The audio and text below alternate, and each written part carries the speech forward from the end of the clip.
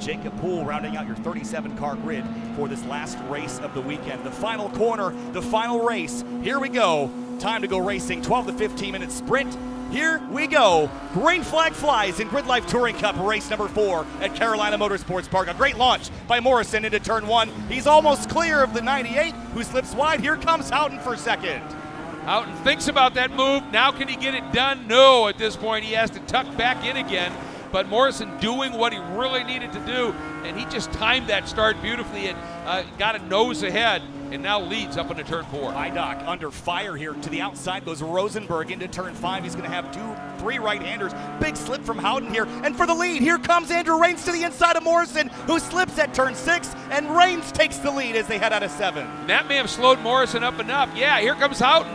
Houghton might get overlap down into turn number 8. This is the first time we've seen that happen, but he's firmly established there, so Morrison has to open that up. That's going to slow him down, and let's see how they pop out of turn 9. Houghton's through. Rains leads the field down into the kink for the first time. He has never led a GLTC race until now. Houghton second, Morrison third, then Luke McGrew fourth, battling Vidoc, and Rosenberg's in that mix as well. Yeah, Vidoc was kind of in a vet sandwich there, and there was some overlap. Let's see what happens. McGrew is through, and look at that. Rosenberg stayed through the kink. Sideways behind him, kicking out the rear tires there as he chases the 99 and Rosenberg. Oh, he spins! The 44 slips, and the 99 has gotten into Matan. Rosenberg sends him sideways as now wall bump, and here comes one of the new drivers, the 11, into the mix. Yeah, that's John Kozlow, local driver, making his debut in the championship, showing some track knowledge there, and jumping on that opportunity. Little slip there for Vidoc. It spun the 484 out. Waldbaum looking for some grip somewhere. There's Lena Chin side by side with Lavoie, and a kick up of dirt as they come across the stripe, but Rains leads by 2/10 over James Houghton. And you know what? So close, look at this sprint. Oh, it's incredibly close, and it's so windy. It's so gusty out there. Other than the vets, these are some fairly lightweight cars, and they are going to be feeling this wind, whether it's head or tailwind, but even worse, a gust at the right time when you're on the limit going into a turn. It can unsettle things. Andrew Rains has an advantage, but it's not much. A car length, maybe 2. Morrison has Luke McGrew, the race 4 winner from Circuit of the Americas, right behind him, and then Curley has crept up into 5th, past Jeremy Swenson in 6th place. Well, I think that little loose moment there for Swenson opened up some opportunity, and obviously Curley going to take advantage of it here. Then Kozlow, Vidoc, Mendez, and Rubenstein up into the top 10. Down the back straightaway, here comes Houghton powering around the outside of the Unit 2 Acura TSX. Is he alongside? I think he is. Side by side into turn number 11. Here they go into turn number 11. Side by side, Houghton's got overlap. Rains side by side still. So close. There was enough room for those cars in a piece of paper. They're still side by side. And this should give the advantage to Houghton because he's got that wider line, but Rains finding a little bit of an edge on the inside there briefly. They're still side by side, Kyle. Towards turn 14, Houghton clears Andrew Rains. He has to tuck back in. Morrison closes back in for 2nd place, but James Houghton takes the lead away as we approach lap number 3. And there was pure evidence that that outside run through 12 and 13, if you've got somebody pinned to the inside, is going to benefit you right there. And knowing Houghton, he may have been thinking about that all the way through. And I think I just saw Curley making a move on McGrew. This is for the top 5. 3 Corvettes on top of each other through turn 2 now. So Curley has Swenson behind him. McGrew has his mirror absolutely packed full of Corvette power now. Look at the top 6 all on top of each other, heading through 4, 5, and 6. Yeah, then 6th and back, or 7th and back, Kozlow, Vidoc, Mendez and Chin, but this battle at the front, 6 cars. I got to use one of my favorite phrases. They're covered by the proverbial blanket. Mikado and Scott Robertson continue to do battle. They have battled several times like that today. And Robertson, I think, was slipped back behind him as Rubenstein now tucks in back. There's Eric Jensen, Adam Ulrich, and Justin Lee. And then Colton Wade is right in the mix as well. That new Fields Auto Works number 18. Yeah, and Zach McCoy up 3 spots in the opening lap as well. There you can see Luke McGrew showing the nose to Morrison. He couldn't quite get it done there. But boy, this is fun stuff. Into turn number 11. Now McGrew closes, but he's got Curley breathing down his neck. Rains is losing some pace in comparison to Houghton. but everyone's got to stay on throttle because we've seen that 41 have some reliability issues in the past. Will it make it to the checkered flag in this one? Well, and look at this, McGrew thinking I'm going to try and go around the outside, and Morrison wise to that. Now McGrew's going to try and square up and come underneath, and Curley getting a huge run. Oh, we've got a big move here by Curley. He's got overlap. Side by side, it's so tight down there at 14. Now he's on the wrong side of the road for the first corner. That's a left-hander, but if he can stay alongside, McGrew will have to lift and brake a little earlier to maintain that inside groove into turn one. If Curley can make a pass around the outside, that would be unbelievable. He sticks it up around there at turn one. And that means McGrew's got to give him the lane. They're still side by side. It's not done yet. Finally, McGrew able to lock that position back in, but what an attack by Curley. And Swenson is right there, ready to pick up the pieces if it shatters into turn 4, up the hill now. Morrison, he's doing a fantastic job clinging to third place here, but a little bit of a slip, and McGrew senses weakness. Here he comes, tries to get to the inside of the S2000, but can't do it.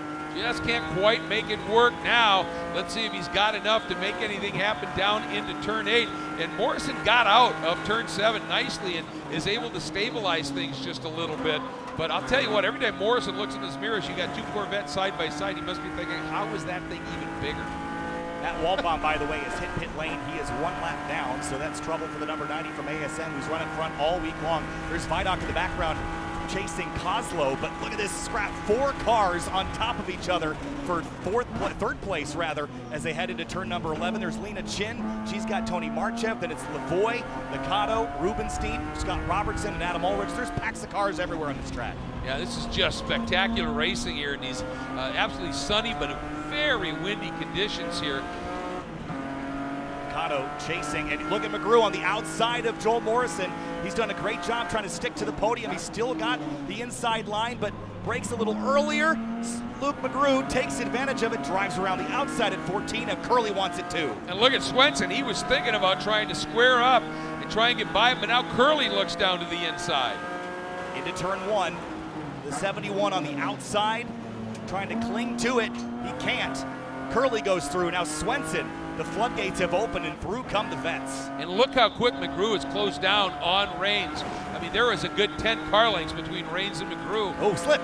Yep, and this might be the opportunity for Swenson here. Yeah, Morrison could not get back on power quick enough. He slipped and slid a little bit too long, and Swenson will likely take advantage of that as they head up towards the out of our view there in the trees. And look at Lavoie and Rubenstein, who's wide. Mikado, Ulrich, and Scott Robertson all on top of each other through turn 3. That is an amazing pack right now, and you can see just how the different cars, the different chassis, the different motors just work a little bit differently, and everybody is using what their weapon is to great effect right now. Bob Ross and Robert McDaniels having a good scrap further down the field for 24th place, and now for second, look at Luke McGrew. Where has McGrew's caught Rains. That's what we're looking at. Here he comes for second place now. Andrew Rains throws a defensive maneuver. That's fair play, but now opens up the door again. He's wide at turn 11. Yeah, floated out a little bit wide, but gets the exit down just enough.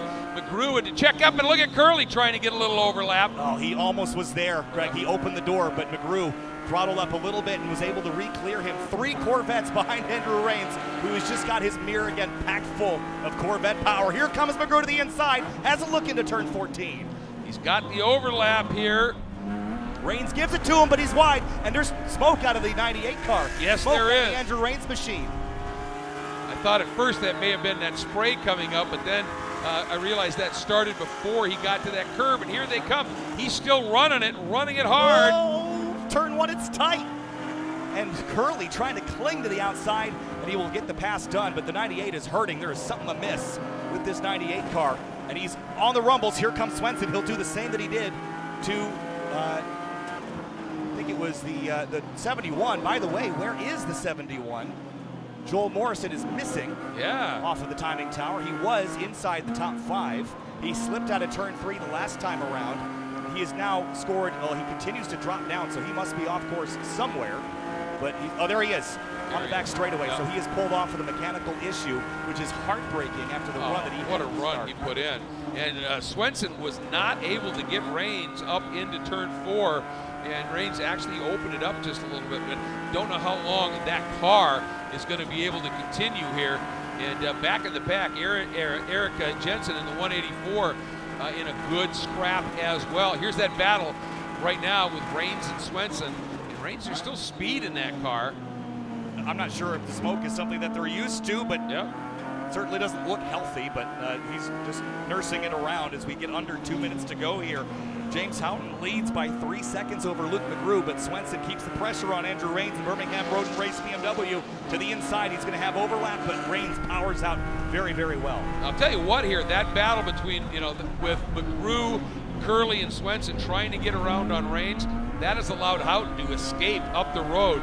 He now has a lead of about 3 seconds over this pack. White flag out.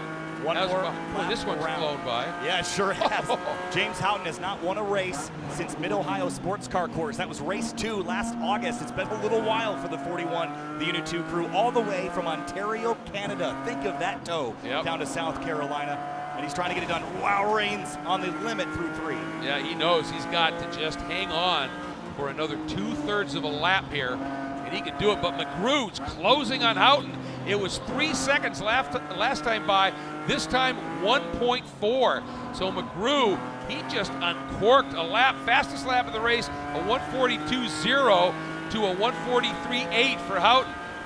And here comes Swenson, defensive line from Andrew Rains. Swenson looks left into turn 8, running out of road though. The track kind of curves back to the right. On the outside of turn 8, that's a hard move to stick, but he's gonna try to get there. Final timed on the back straightaway. Here comes these 3 around the outside of Rains, door to door for 4th place. I really thought Jeremy was gonna try and square up and come underneath, but Rains, I think, sensed that, breathed it a little bit, and Swenson went, well, then I'll do it the outside, stuck it around the outside, around that kink, and Rains, I don't know how they didn't touch. That was the closest margin I think I've seen between bumpers in a very long time. Swenson up to 4th on Rains, but for James Houghton and the Unit 2 crew, the lead is dwindling in the final moments. Here it is, final corner for the leaders. We're coming back to the stripe this time. James Houghton in the 41, all the way from Ontario, Canada, coming back to the checkered flag. Here they come, checkered flag this time. James Houghton wins at Carolina Motorsports Park for the first time since August of 2022. And he comes through his margin 0.2 of a second after having a 3-second lead. That tells you how fast McGrew was over those last couple of laps. But for James Houghton, he just made that long